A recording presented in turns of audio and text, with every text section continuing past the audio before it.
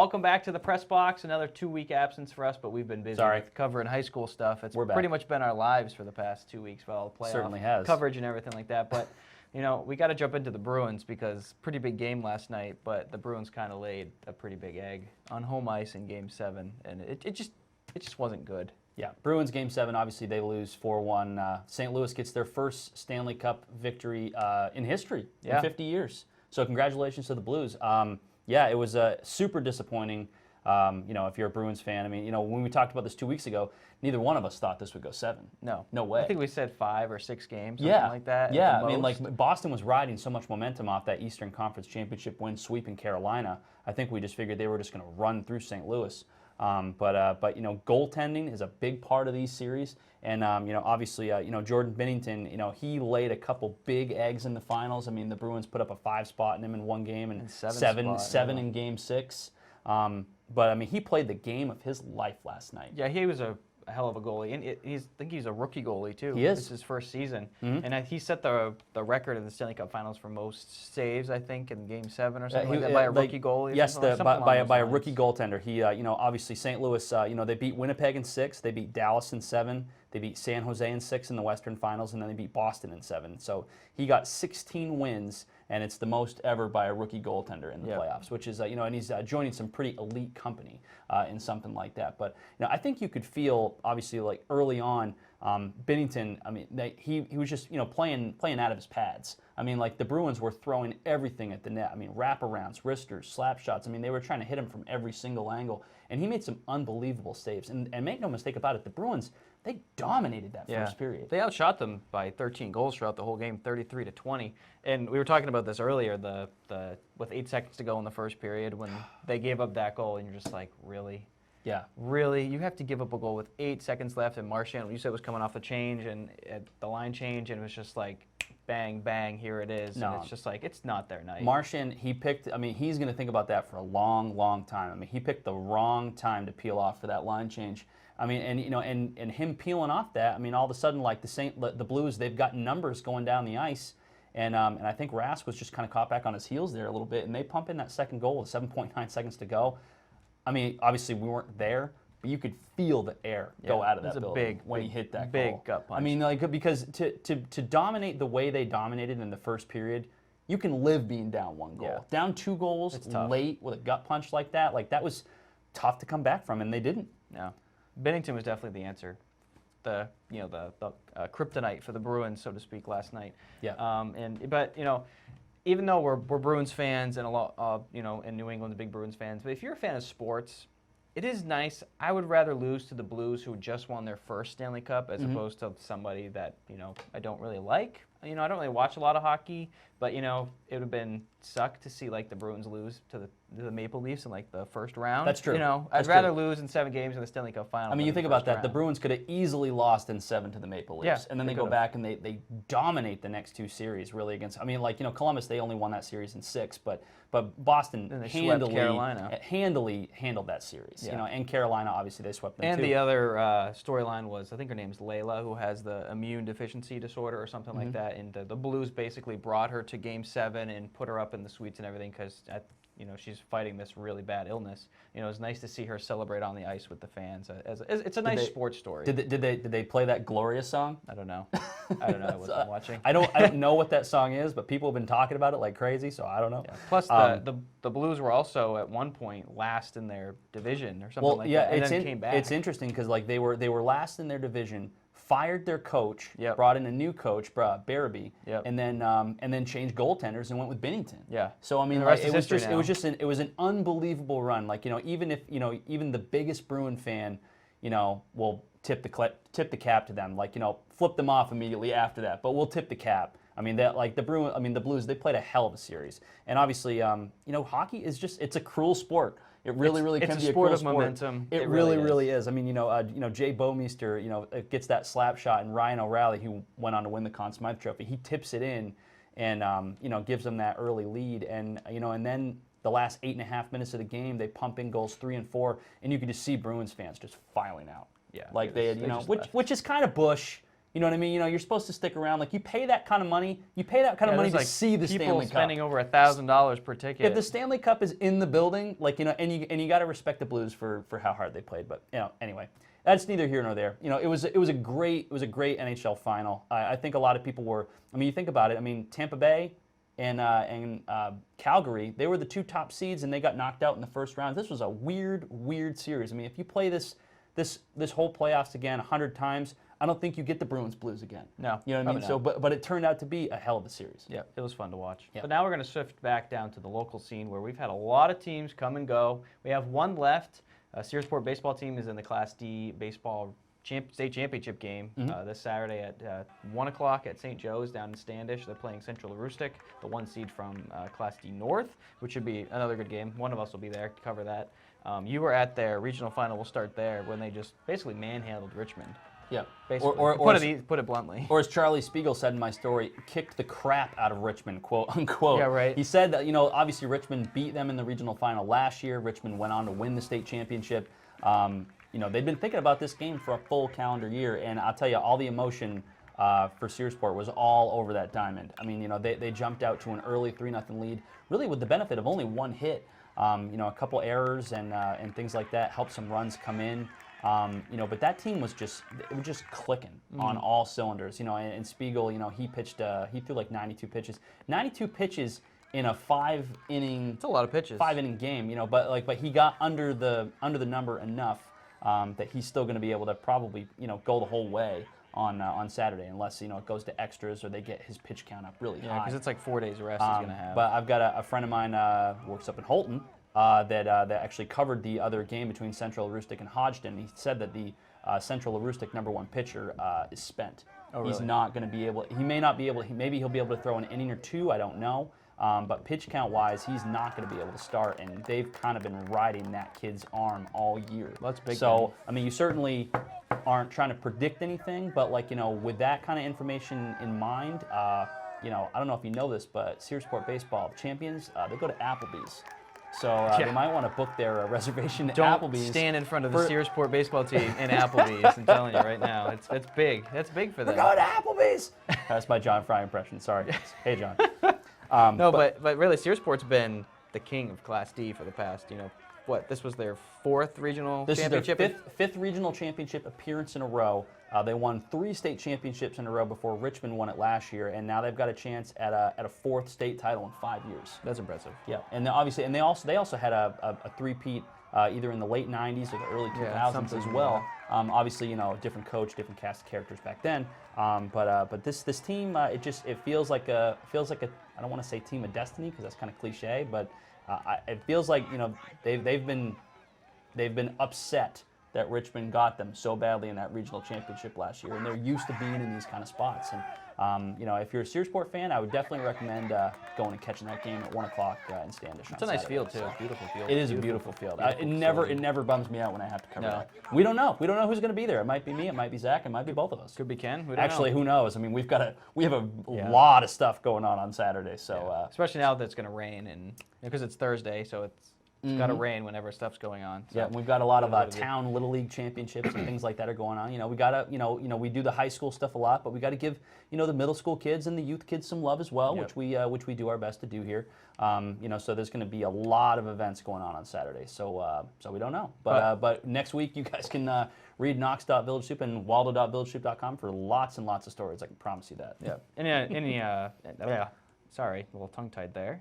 In other playoff high school action, staying in baseball, Madomic Valley fell to top seed Ellsworth in the B North semifinals, 6-0. Camden Hills boys lacrosse fell to Yarmouth 19-3 in the quarterfinals. Camden girls lacrosse also fell in the quarterfinals in Class B, 17-4 to Greeley. Belfast fell to Yarmouth in boys tennis. Their first state appearance for the Belfast boys tennis team, they lost to Yarmouth 5-0. I was at that, so I'll talk a little bit about that. What a run! Yeah. I mean great run by they went undefeated in the regular season, and I think and then they beat defending state champion Caribou in the regional final, and then went on to face Yarmouth. And as you said, you were there. Camden boys also lost to Falmouth, but that was a back and forth match. But just Belfast getting to the regional championship for the first time in school history. What was the environment like? State championship? Being in the state championship game. What was that environment like there? Well, it was a nice day. First off, down it was at Lewiston High School, but Yarmouth was basically on a different level. I was taking pictures, and I was walking around so Lewiston has 8 courts. There's 3 courts, and then there's one court. Then there's one court and then another court that are kind of separate up on a little bit of a hill, and there's two or three courts behind the other ones. You've been there, so you know. If you don't know, you can look it up on Google Maps, find out what I'm talking about. But Yarmouth, they just dominated. The doubles the first sets were over in 10 minutes. Yep. It was that quick. Yeah. That quick. And the singles put up more of a fight than the doubles did. But they won basically. I think they won every single set in straight sets over Belfast. And obviously the southern teams have a little bit more of an advantage because they have more facilities and all that. But a lot more indoor tennis, exactly. year-round training. We have the like MRC in Rockport and all that, but Belfast they don't really have that. They can play at the MRC, but it's a little bit of a trip as opposed to Camden going over to the MRC. But I don't think it'd be unfair to say. I think it's widely known that Falmouth and Yarmouth, they're really good. They're probably the top 2 teams in the state regardless of class. Yeah. Most seasons, Yarmouth and Falmouth always have very, very strong teams, and then there are teams like Waynfleet. They always have strong programs down there. So I wouldn't say losing 5-0 to Yarmouth was a big surprise. No. But what about Camden's run with Falmouth? I mean, obviously, Falmouth has Nick Forrester, who's now the 2-time defending MPA state singles champion. He was really good to watch. What were your thoughts on that match? That was a close match, 3-2. Yeah, it was. The doubles won for Camden. The first doubles lost their first set. Simon Fedarko and David Putas lost their first set, but then they wound up winning their last 2, including the tiebreaker set, to get Camden to 2 points. But then I thought that Camden had a chance to pull it out. Charlie O'Brien was up a set, but then he lost straight sets to fall in third singles. Henry Cooper lost in straight sets in second doubles, and Ezra Lamole lost to Forrester in first singles. And Forrester's just an animal. To watch him and his shots, he got across the court so fast. Ezra was trying to put it in corners and try to get over his head, but he was just there to just rebound and get the hits back. Worth noting here that Forrester, 2-time defending champion, Ezra Lamole is a freshman. He's a freshman, yeah. You know what I mean? So, and those two have played each other twice this year. So playing somebody of Forrester's caliber is only going to help Lamole get better as he becomes a sophomore, junior, senior. And we did a feature on the Lamole brothers a couple weeks ago because his brother Abe plays for Oceanside. And, I asked Ezra, is winning one of these, state singles championships on your radar? And he said, absolutely. Yeah. Well, I asked him right before Camden started playing, and he said he had to play Forrester. And I was like, so how do you think you're going to do a second time? And he goes, probably not good. So I mean, he it wasn't lost on him. He had confidence, but he knew, he tempered his expectations going because he knew what he was getting into and who he had to face and everything. So I mean, he put up a fight. It wasn't like Forrester won 6-0, 6-0. Ezra won a bunch of games in each set, but obviously Forrester still just won out. He's also a senior against a freshman, and Forrester also has a younger brother, but he didn't play at all. So Ezra's going to be, by the time he's a senior, he could be the next Nick Forrester. Or was it Nick Forrester? I think. Nick Forrester of the state of Maine. We don't know because he's a great tennis player in his own right. Yep, definitely. Well, congratulations to all of those teams. I mean, a lot of our teams have had great runs. Like I said, Searsport Baseball, the last team left standing. And also worth mentioning, Charlie Spiegel is a finalist for Mr. Maine Baseball, that's also right. which obviously is a great honor for him. Like in their semifinal game against Buckfield, he pitched 5 innings of no-hit ball. And then they yanked him because they wanted him to be able to pitch the whole regional championship game.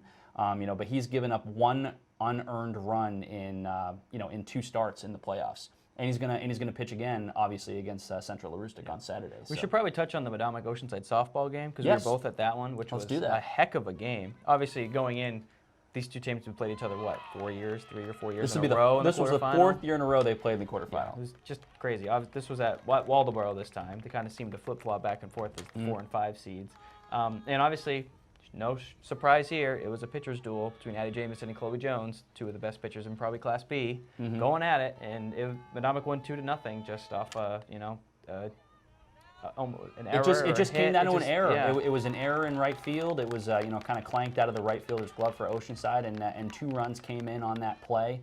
But other than that, I mean, it was just 2 pitchers, 2 dominant pitchers, just showing their stuff for 7 innings. Not to say Oceanside didn't have their chances. They had their chances no, they to did. tie the score. They did. They left 5 runners in scoring position over the last 2 innings, and including leaving the bases loaded, I believe, in the 6th. Yeah, they had. Yeah. So they did have their chances, but Addie Jamison, pitched a hell of a game, and obviously, they went and got fed to Brewer the very next day. I mean, Brewer is dominant. And then Brewer beat the crap out of Herman to get to. And now Brewer's in the state game. I don't know who they're playing. They're playing 2 top seeds. Yep. For So, B, so good game. It just goes to show, you can have fantastic teams, but when it gets to the state level, I mean, whether you're talking about Belfast tennis or Madomic softball, Madomic baseball, all these teams, when you get up to that elite level, everybody is tough and everybody brings their A game. So also, Rusty Worcester's done, right?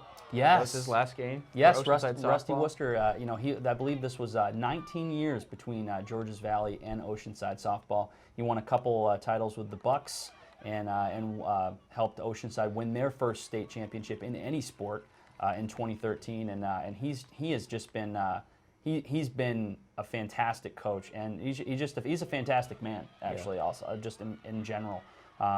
He's done a lot for a lot of the girls, in the Midcoast area, softball and things like that. He's definitely going to be missed. We lost some other coaches too. Belfast Chris Bartlett stepped down, a softball coach. He's moving south. He's going to Florida. He's going to have he's going to be doing a boat charter or something down there, which is pretty cool. And Jeff Hart, after 37 years of the big one. Boys basketball coaching at Camden Hills, he stepped down and he's now going to be Camden's athletic director. Which is crazy. I was talking to Jeff. I'm like, 37 years. That means that you've been coaching boys basketball at Camden as long as I've been alive. He's like, thanks for bringing that up. Yeah. Sorry, Jeff. But congratulations to Jeff. That's going to be a great move for him. He's going to be a great ambassador for Camden. I think he's pretty much as synonymous with Camden Hills or Camden Rockport as anything. So I think him being the athletic director, I think that's a great choice. Yeah, and his name's synonymous with basketball in general in the state of Maine and in New England because he's in the New England Basketball Hall of Fame. New England Basketball Hall of Fame, Maine Basketball Hall of Fame, Midcoast Sports Hall of Fame. So he's a Hall of Famer 3 times over. It's going to be really fun watching him try to stay out of the gymnasium in boys basketball practice. Big shoes to fill in there. Yeah, it's going to be interesting. Yeah. So, we've what else you got for us? Well, I think we wanted to touch on the David Ortiz getting shot. Yes. That's obviously sad news, and if you've seen the surveillance video, which is circulated on the internet. I have not. I don't want to watch it. I haven't watched it. I know what happened because he got shot in the back at the bar down in the Dominican. He's in Boston now. He's doing better. He went through a second surgery after being flown up here from the Dominican after having surgery down there. He looks like he's going to make a full recovery, which is, good to see. But as the details start to come out, and it was nice to see that the shooter, the alleged shooter, got the crap beat out of him. Yeah, yeah. I did see a small snippet of that video, him getting kicked in the head a few times. I enjoyed that. Yeah, sure. I think most people did. Yeah. In the baseball community, the Boston community. New England community all came together and in support of Ortiz because he's a legend. Yeah. And not just in Boston, but in MLB baseball, he'll be a Hall of Famer one day. Yeah. Easily. I couldn't imagine going back to the place where to my homeland, just to be with friends and family, and you're just out at a bar and something like that, and then someone just puts a hit out on your life. You know what I mean? For $7,800. Yeah. You know what I mean? You've got to really, really need the money to do something like that, and it's disgraceful. It's shameful. It's sad, and if I'm Ortiz, I'm thinking to myself, am I ever going back to the Dominican Republic? I mean, that's a dangerous place, and this was tied in with 5 or 6 different people. Were all in on this hit on Ortiz. And we don't know why. Yeah, and that obviously that information has not come out yet. But it's right here. It's one of the world's most dangerous countries. The murder rate stands at 12.5 killings per 100,000 people, placing the country in the top 10 to 15% of the most violent countries in the world, according to ESPN. It's a very poor country too. Yeah. I just couldn't imagine. I just couldn't imagine that. It's just terrible. And I'm happy that he's making a full recovery. That's the best news. Yeah, that's the best news. He's going to be back. He'll be better than ever. And it was just terrible news to hear that. And I'm glad that he's all right. So. Yeah. But we're going to end on that somber note. Not really a somber note because he's doing better. So you don't want to talk about? I thought we were going to talk about Women's World Cup.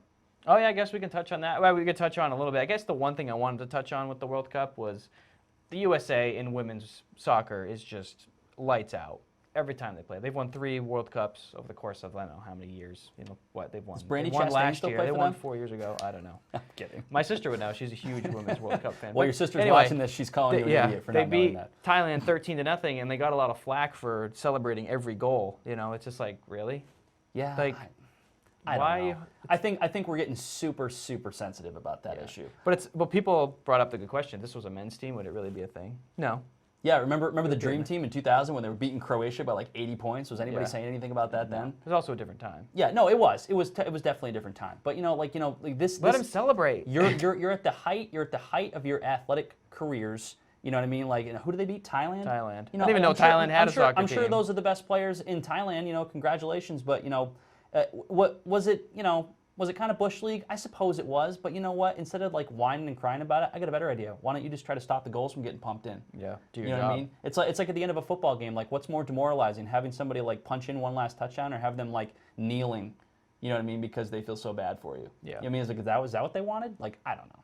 I think the whole thing is silly. It really is. It's pretty bad. You know, let them celebrate. They scored 13 And especially- goals. They set a new record for most goals ever in a World Cup game. Well, and the other thing is like a lot of these girls, probably aren't going to see a lot of action. Yeah. Going forward, because they're girls that are like further down the bench and stuff like that. So like maybe this was their few moments to get a couple of goals. Yeah, because we're still in group play, and then obviously you get the elimination coming up in a couple weeks. Right. So yeah, the U.S. next game is Sunday against Chile at noon, and then they play Sweden next Thursday at 3:00. Make sure you guys only score a small amount Just of score. goals. You just need one goal. We want to make Just sure one everybody goal. feels safe and they're in their safe spaces Yeah. and things like that. Let 'em so, play. Get This is some sports. participation ribbons too while we're at it. Yeah. Anyway. Lord. Anyway. We'll end on that note. So until next week, maybe we'll have some state championships here, sport baseball to talk about. I'm sure we'll have lots of stuff. We will, because they're in it. Yeah, they're in it. Like I'm saying, like we might be talking about a state title, maybe not. Maybe, But we might actually be able to get around to talking about the Red Sox because there's been so much timely stuff going on over the last month, 6 weeks. It's just always the Red Sox are always the conversation that gets bumped out, and for good reason because they're really not playing well. So maybe they'll pick their game up between now and then. So we'll see. But maybe if they're watching, pick it up. Until then, I'm Mark. This is Zach. This has been the Press Box.